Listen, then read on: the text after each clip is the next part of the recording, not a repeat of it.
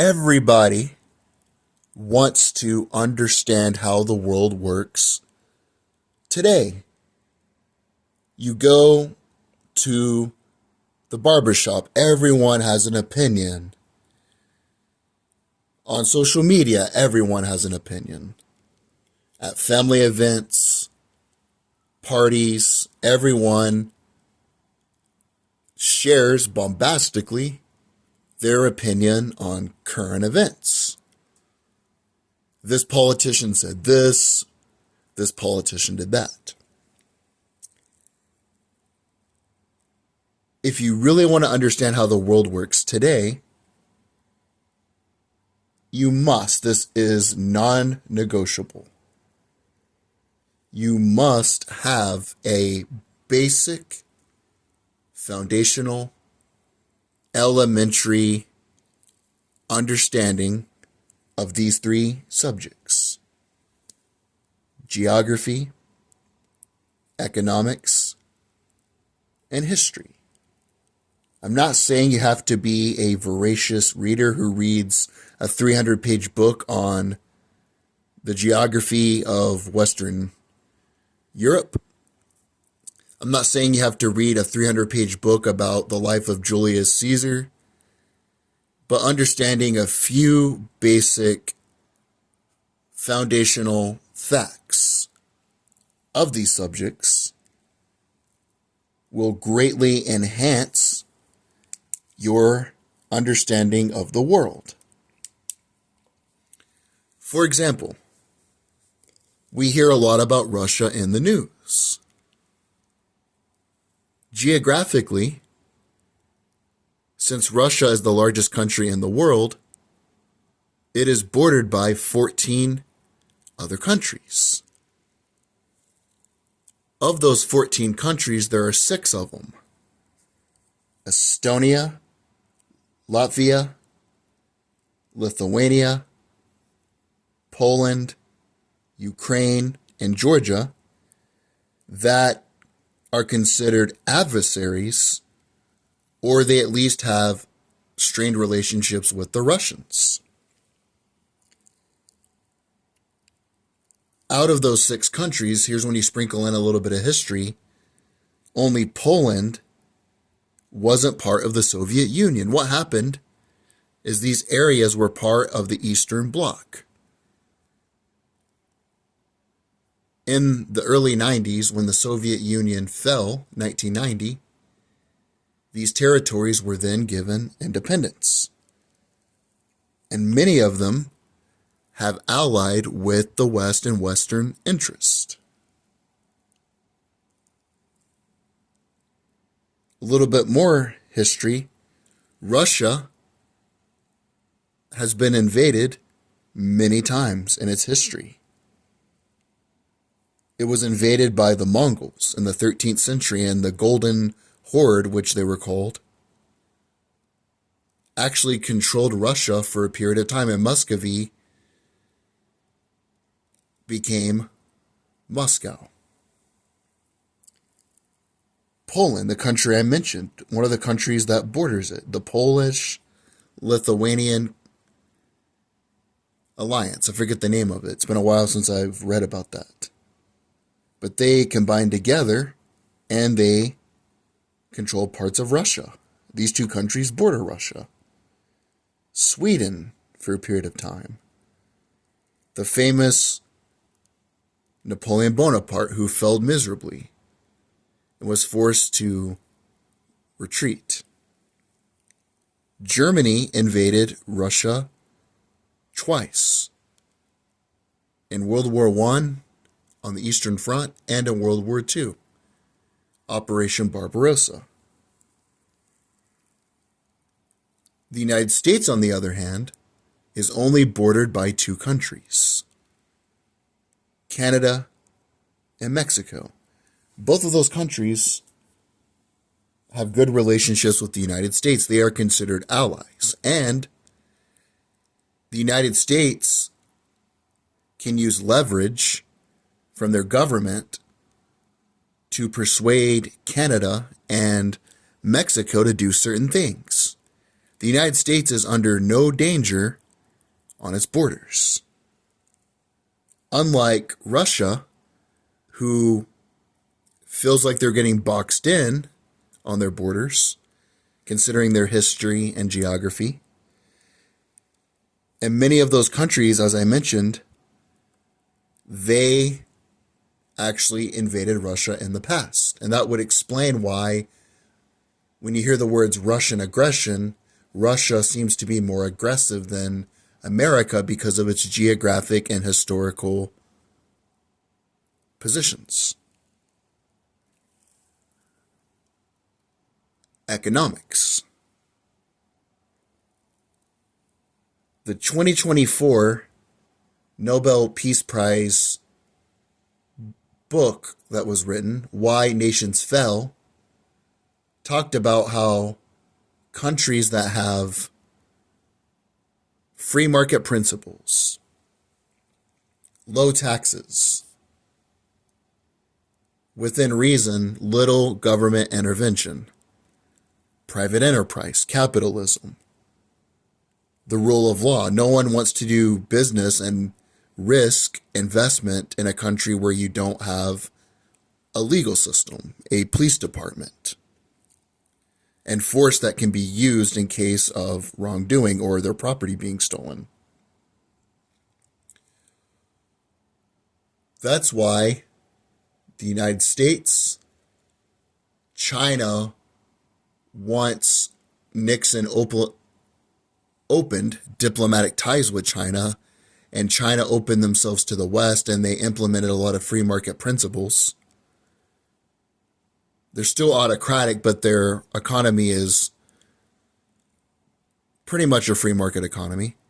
Germany, which is the third highest country in terms of GDP, Great Britain and others. Why is it those countries are wealthy and some other countries are not? If you understand economics, you will not make asinine statements like, the only reason that the United States and the West are wealthy is because they exploit other countries, and colonialism, and racism, and transphobia. You won't make those statements. It's because those countries have low taxes, secure governments, a rule of law, and free market principles, which encourage entrepreneurship. Speaking of which, another statement I keep hearing that can be debunked less than 5 minutes, less than 2 minutes actually, depending on how fast you can type. Billionaires are the reason people are poor. If that's the case, let's test that out. The United States by far has more billionaires per capita than Africa, the entire continent, which is the second largest continent in the world. 56 different countries. But yet the United States has a higher standard of living. Even the poor people in the United States live better in terms of material wealth than even people in the middle class in parts of Africa. Speaking of geography and sprinkling in a little bit of history, why was Rome, the Ottomans, the United States, the British, and the Germans for a period of time able to build large empires? That's because they have proximity to rivers.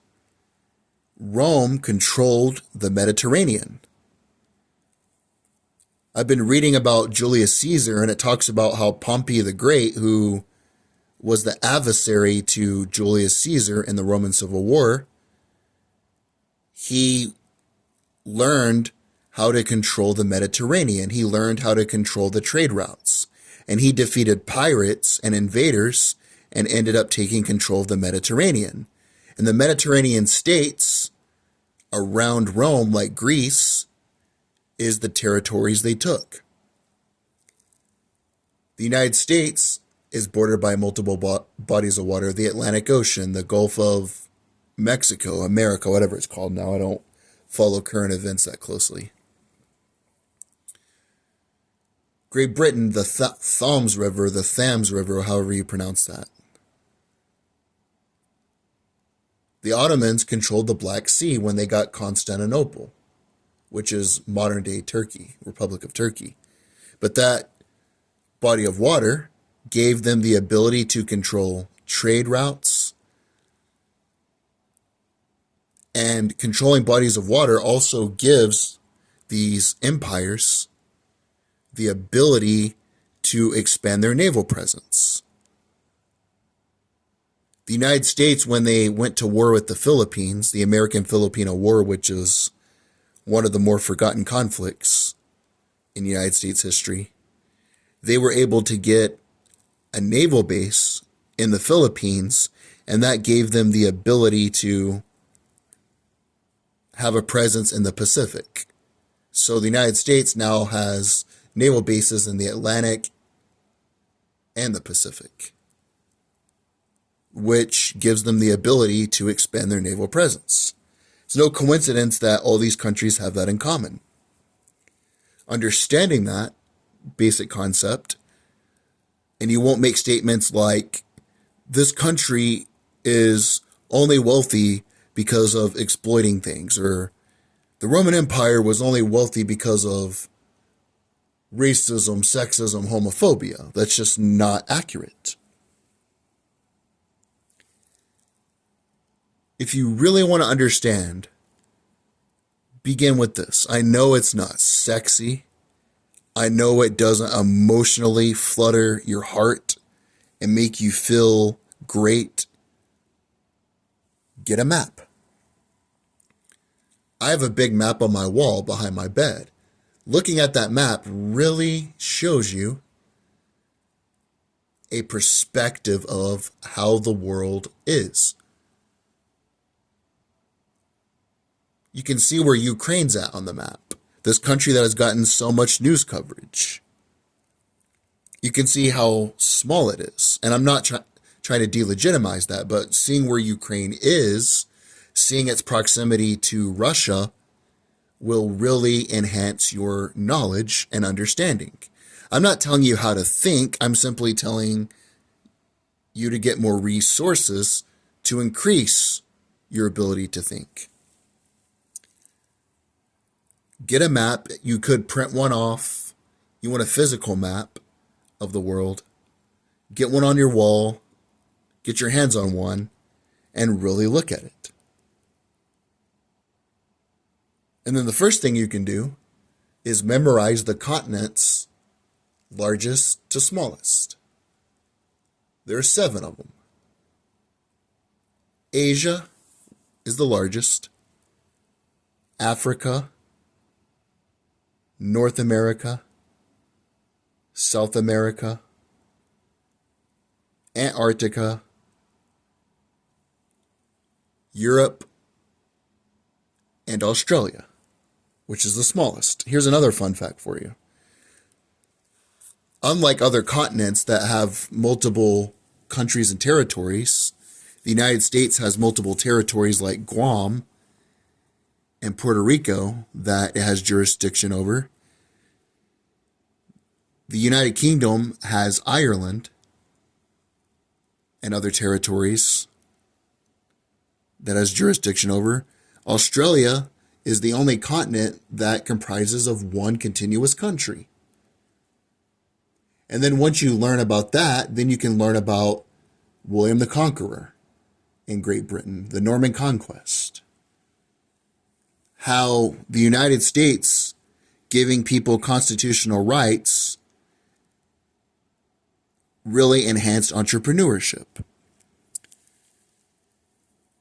But to be blunt, because I want people to be more educated, I'm not saying they have to agree or disagree with me. I want a more intelligent dialogue. If you want to know how the world works, turn off the news,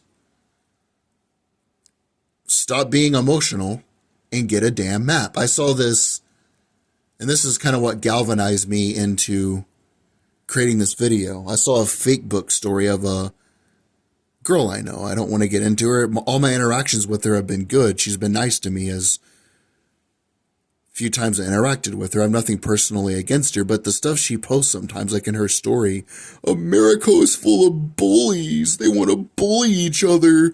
We've got to be compassionate to each other and stop putting each other down. It's like, you don't know anything about geography.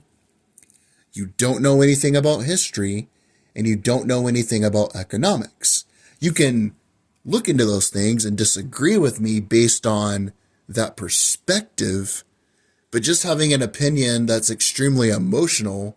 And the weirdest thing is when you meet a grown-ass man who is over the age of 25 and all of his opinions are emotional, it's like, what the fuck is this guy even doing with himself? I got no respect for that. Get a damn map.